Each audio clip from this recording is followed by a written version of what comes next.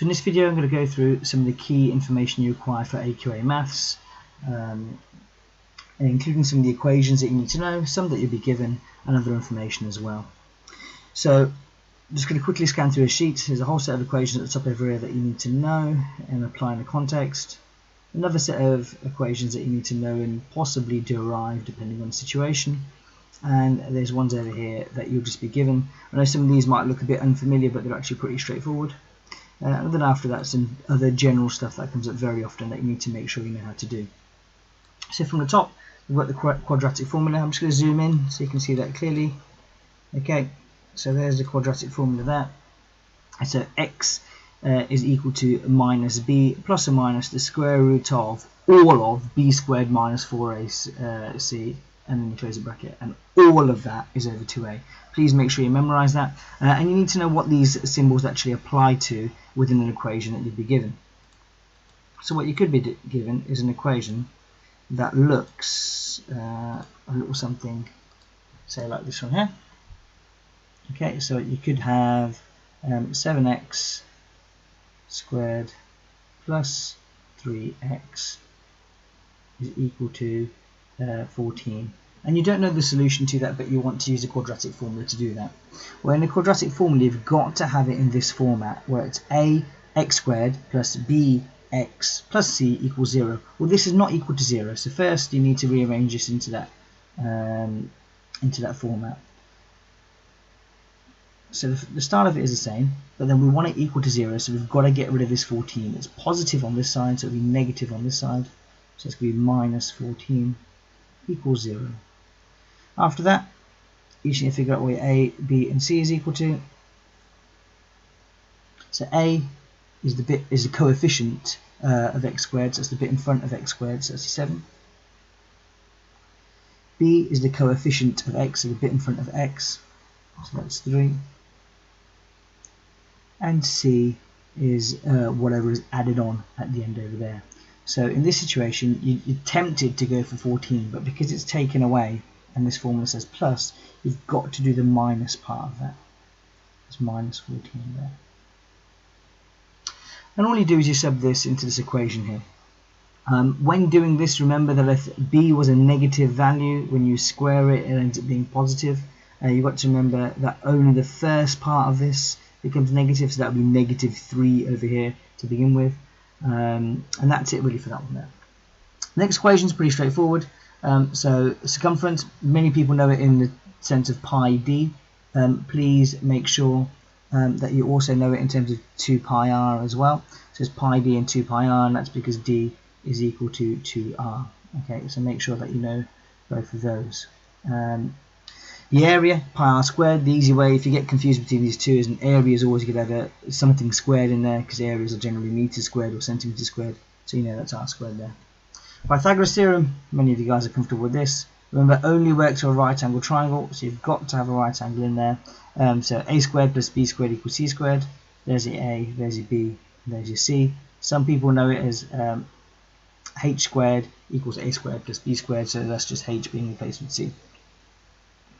Right, so now we've got some other trigonometry formulas here.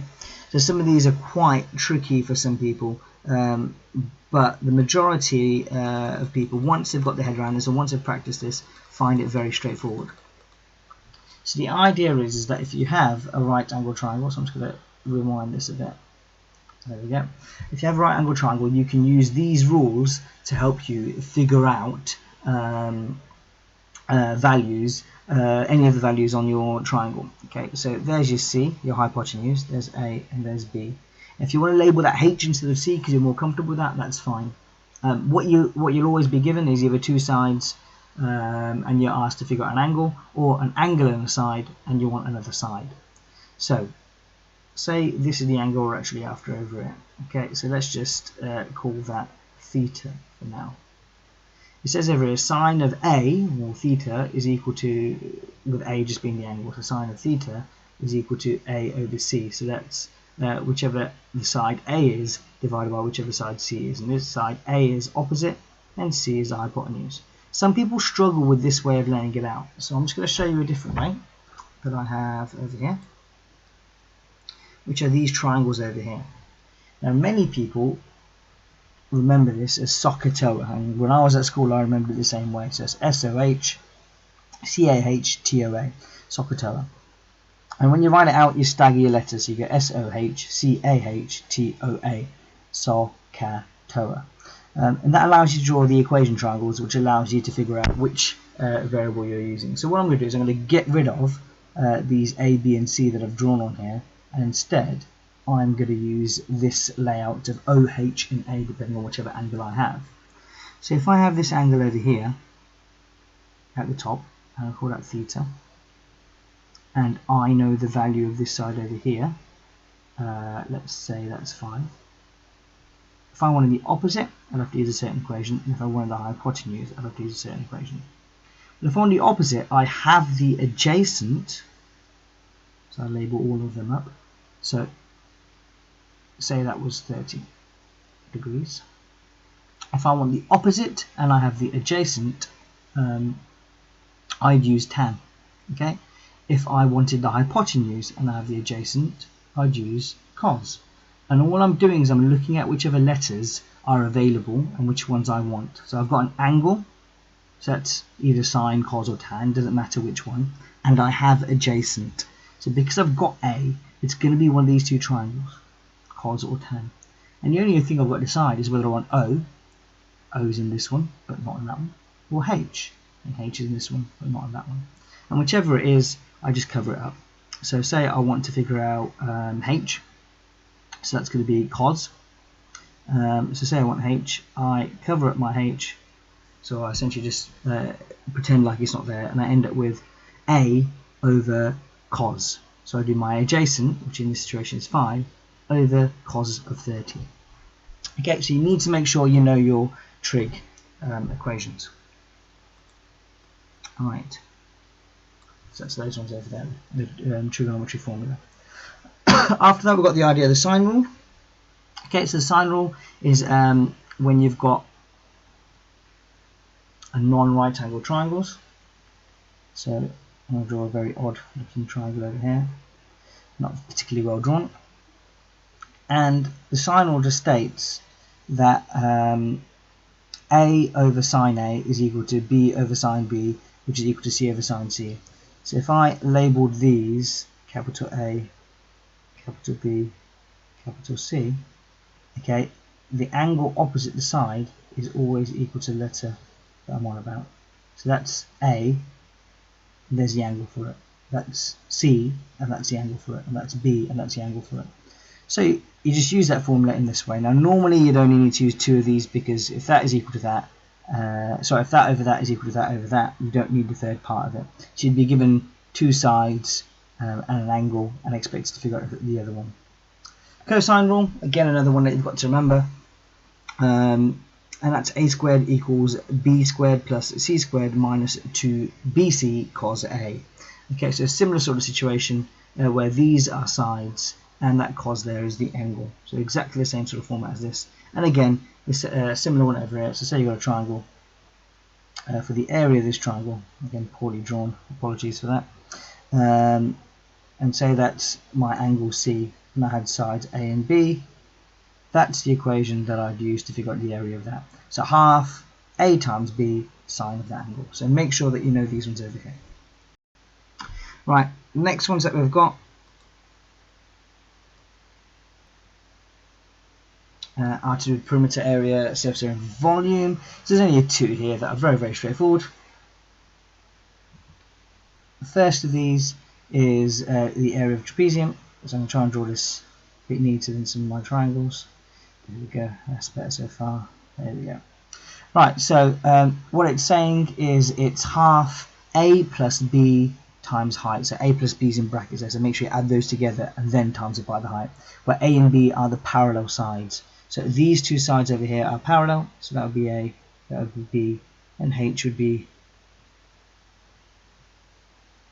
my overall height. Okay. Volume of prism, so that's whatever the cross section, the area of that cross section actually is, times by the length. Okay, so it could be A triangle, so you find the area of that triangle and you just times that by length. And similarly, cylinders work in a similar way. So say you have, I'm just going to draw quickly, very badly as always. Okay, so say you find the area of that cross section, you times that by the height, and that will tell you the area of that whole cylinder. So they all work in the same way. Find the area of a cross section and times it by the height or the length of it. Okay, compound interest. A few people struggle with this when they see this formula here, because they're used to seeing it in the sense of a multiplier, or the idea of the multiplier, but it's the same thing.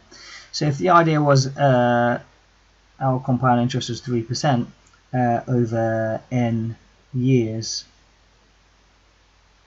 and my original value, let's call that p, because that's what they call it there, you would write p times 0.03, because a 0.3 is 3%. I know a lot of people are comfortable with that, and then they'd do that for n years. Well, actually, it's the same idea that we've got here, because what they've done is they've just said p times 1 added to the fraction of 100%, or the fraction of 100, sorry, I should say, that we are accruing in terms of interest. Okay. Now remember, if this is depreciation, that r is actually negative. Okay, so it would be minus 3% if that's minus 3% depreciation. But that's just a general way of writing that. That's pretty straightforward. Okay, moving on. Probability. So this is probability of outcomes. Okay, so if the probability of A or B happening is the probability of A happening added to the probability of B happening, and you take away the probability of them both happening. Okay, so you need to know how to figure out the probability of both happening, and that's over here. So the probability of them both happening is the probability of probability of A given B, and you multiply that by the probability of just B happening. So you take the probability of A given that B happens times by the probability of B happening. That allows you to figure out this, which you can then use in this situation here as well. So the probability of A or B is more difficult than the probability of A and B. Right, moving on. We're on to the equations now that you will be given. Okay, so these ones you do not need to remember. Remember that these are given. So the curved surface area of a cone. So imagine a cone, right at the top of which is hat. Okay, the surface area of that is just pi times r times L. So remember, r is from the center to the outside. L is the overall height. Surface area of a sphere, so say you have a spherical object, again, as always, poorly drawn. The surface area, so that's the area around the outside of this sphere. Say, imagine it's a ball, imagine it's a tennis ball, so it's the area of all that yellow and white stuff around the outside of the ball. So that's just 4 pi r squared. So that's the surface area, the area of the outside of that. The volume of it, so this would be, if this was a tennis ball, that would be all of that around the inside of the ball. The entire volume that that ball fills up is 4/3 pi r cubed. And if we wanted the volume of a cone, that's 1/3 pi r squared times by this height, or L in this situation here. So they're pretty straightforward, those equations. They'll get given to you. They'll like to put them in problem solving situations. So you could have, say, a ball with a cone on top of it, and they could ask you to figure out the volume of all of that. So remember, you've got a hemisphere here of this ball, so say that's half the ball's height. You do the volume of the whole ball and divide it by 2 to figure out the volume of this part underneath, and then add it to the volume of the cone to figure out the volume of that entire object there. Just thinking about a witch's hat again, they could add a circle to this, and then get you to do surface area of this as well. So you'd have to figure out surface area underneath there, surface area of this circle, poorly drawn as always, as part of the witch's hat, and surface area of the cone on top. So that would be a very tricky question to do, but actually a very straightforward question, because it's just asking you to use 2 or 3 of these equations that we have. And the final bit, therefore, of the equations that you'll need to know, equations that you'll be given that you could use, are these ones for the kinematic equations over here. So the key thing with these is making sure you rearrange properly. So I'm just going to go through each of these and make sure you know what they actually mean. U is the initial velocity, so that's the velocity at the start of the situation. If it's an object being dropped, then U is going to be 0. So if you're dropping a ball, U starts at 0. V is the final velocity, so that's how fast it goes at the end. So if it's falling and then hitting the ground, that V is not to 0. That V is how quick it hits the ground. A is the acceleration and T is the time. Remember, A and T are together. Okay, so if you were to rearrange this, say, for T, just quickly zip through it over here, you need to move the U over first. That's positive on this side, so it's negative on this side. And then you need to move the A afterwards. It's times on this side, or multiply on this side, so it's divide on this side. Okay. Equation over here now has S in it as well. S is a displacement, in other words, how far it's moved from the starting position. So before, when I mentioned that U might be 0, UT could disappear if U is 0, so you could end up with S is equal to half plus AT in some situations. This equation you've been asked to rearrange in the past.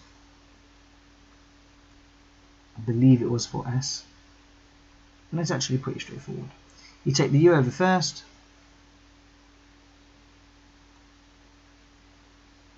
Okay, and say you want S, so it's been multiplied by 2a. So S is going to be equal to V squared minus U squared over 2a. And they're all the equations that you could be given and potential situations. And they could ask you to substitute values into this and calculate things, or they could ask for just rearranging those equations. So I want to quickly go through over here. I've been through this trigonometry stuff at the bottom, so I'm not going to go through that. But what I'm going to go through is common values and how to remember them. It's not half as tricky as these diagrams seem. There's lots of videos of these on YouTube already. If you want to go and look them up, just type trigonometry hand trick in and it'll come up how to do it. But let's go through how to figure out sine or cos using your hand over here. It's just counting essentially. So say you wanted sine of 60, which is the example that they've got. You put your left hand up, you'd count across to the finger that represents 60. So that's the finger over here, the ring finger. So that's 30, so that's 0, that's 30, that's 45, that's 60, and that's 90. You then count how many fingers are to the left for sine, so that's 1, 2, 3, and you do that over root 2. So it says over here, the lower fingers, that's to the left essentially, over 2. So you root that value, 3 fingers, over 2. So root 3 over 2. If you want cos, go for the upper fingers, in other words, the fingers on the right hand side, so that's 1, so that's root 1 over 2. And root 1 over 2 is the same as a half, so you end up with this over here. Tan is just the root of the lower fingers over the root of the upper fingers. So that's root 3 over root 1, and that gives you just root 3. So root 3 over root 1 is just root 3. And that works for any of the values, that we've got over here, any of the angles. So say you wanted, let's say, sine 30. You'd go 0 and then 30, second finger across. So that's going to be root 1 over 2 for sine. Let's have a look. Root 1 over 2, so that's a 1 over 2. It's the same, yeah, because root 1 is 1. Say you wanted cos, so that's the other fingers, cos of 30, so you want these other fingers over here. So that's root 3 over 2. So we check. Root 3 over 2, perfect. And if you want tan, it's going to be root of these fingers on this side divided by root of the fingers on this side. That's root 1 over root 3. Now root 1 is just 1, that's 1 over root 3. Brilliant. And there we go. Works for any of these angles, and they're the ones that you could be asked about in the exam. The only ones to think about carefully are tan of 0 and tan of 90. So tan of 0, if you were to do that, so you count how many fingers on this side, so that's 0, so that's root 0 over root 4. Now anything 0 divided by anything always gives you 0. Okay, and if you were to do the other side, so that's root 4, which is 2 over 0, sorry, root 0. That's not defined because anything divided by 0 tends to infinity, so we say that that one there is not defined. And that ends the video on the equations and some key information you need to know for AQA Maths.